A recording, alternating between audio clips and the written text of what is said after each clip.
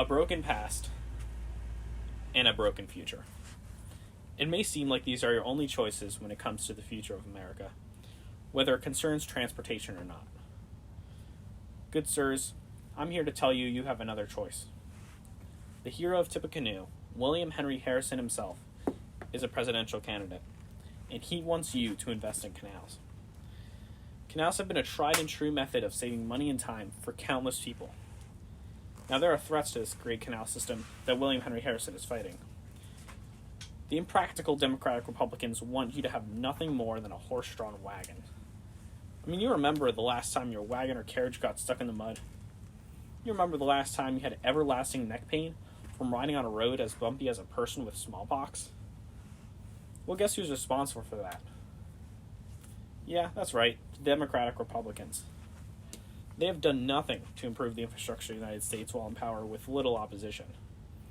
You could be sailing on a steamboat with nary a care in the world, except for one reason. The Democratic Republicans. They want you to suffer. But there is a practical alternative. The Whigs and William Henry Harrison are sponsoring projects to invest in the transportation of tomorrow. When Dewitt Clinton petitioned to build a canal in Erie, Democratic Republicans called him a madman. They called the canal Clinton's Ditch. Just like the Democratic Republicans are wrong in many aspects of government, they are wrong about this project.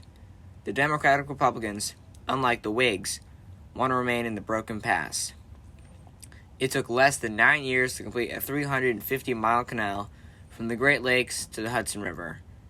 The Erie Canal made a stunning $121 million for only an investment of $7 million. It even has become somewhat of a tourist attraction with its grandness and usefulness. It turns out the reasonable alternative is the right one.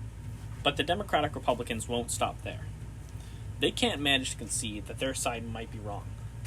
This is in the face of overwhelming evidence that canals are very beneficial to trade and transportation of people and goods. The Democratic Republicans cry that taxpayer dollars are being wasted unreasonably on silly projects. Yet canals like the Ohio Canal show that these aren't silly projects, and that there is more than enough reason behind them. The Ohio Canal, for example, benefits farmers and ordinary people because it lowers costs of transporting food for the farmers, which drives down the price of food for buyers. Also, faster transportation saves more food from spoiling and saves an immeasurable amount of time for travelers. Most importantly, the cost to ship goods from the East Coast to Ohio and vice versa has declined tremendously from $125 per ton of goods to $25 per ton of goods. It now takes only 80 hours to travel from Cleveland, Ohio to Portsmouth, New Hampshire along the Ohio and Erie Canal. The cost on a canal boat is only $1.70 per person. Horseback, in comparison, costs a great deal more and is far more uncomfortable. Canals have led and are leading to technological advancements, and yet the Democratic Republicans want to crush the idea of canals with an iron fist. It truly is quite sad. The Democratic Republicans only want to benefit themselves and cannot be relied upon to advance this nation's interest. William Henry Harrison, on the other hand, cares deeply for this nation and for the technology we are so rapidly developing that he will invest in canals to advance our nations not only economically, but also scientifically. One advancement in technology, caused partially by the invention of the canal, is the steamboat. The steamboat is quite possibly one of the grandest inventions of our age. As the name would imply, it allows for the abandonment of sails and the institutionalization of coal and steam-powered engines. No longer do we have to rely on the winds. Now we can rely solely on ourselves to transport us from place to place. Truly a success story for science. Canal projects have led to the innovative portage system that was built to connect Philadelphia and Pittsburgh, two great cities of our great republic. This system uses a series of inclined planes and stationary steam engines to transport canal boats up and over the Alleghenies on rails. Don't let the oppressive Democratic Republicans keep you from achieving a quick and nice steamboat trip through Pennsylvania or the Great Lakes. You must vote William Henry Harrison for president if you want the dream of steamboat canals an extension of the American dream to be fulfilled. Of course, this isn't the only threat the future of transportation and the future of the Whig Party faces.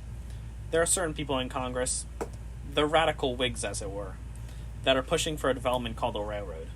This is a group led by the notorious Henry Clay and his underlings, who are attempting to fundamentally destroy the Whig Party from within. A verifiable coup. These radical Whigs are making the case that the railroad is the future of the United States, when in fact it is a threat to our very democracy. For starters, railroads rot and rust easily. Are you sure you want to take a method of transportation in which you're riding on tracks that can be so easily destroyed by the weather? Rain and snow could easily rot the wood and rust the iron in only a few years. This isn't even to mention the threat that those gosh darned American Indians would pose to these supposed tracks. Imagine, you're riding along a railroad one day, all peaceful-like, when an entire horde of American Indians pop out of the surrounding territory and destroy the tracks in front of you. What are you supposed to do then? Think about your family's safety. Don't you want them on the water, far away from any native tribes? After thinking all this over, are you sure you can trust railroads? Be reasonable. Don't be like the radical Whigs. Do you really want to entrust your future to those who want to keep a broken system of transportation in place or install an even more broken one? Don't vote for a broken past, and don't vote for a broken future. Be tried and true with transportation and vote for canals. Vote moderate Whig and vote William Henry Harrison for president. Paid for by the Whig Party and William Henry Harrison for president campaign. These parties are not responsible for any injuries you might sustain while riding on a steamboat or while going through a canal, which can include serious injuries, maiming, or even death.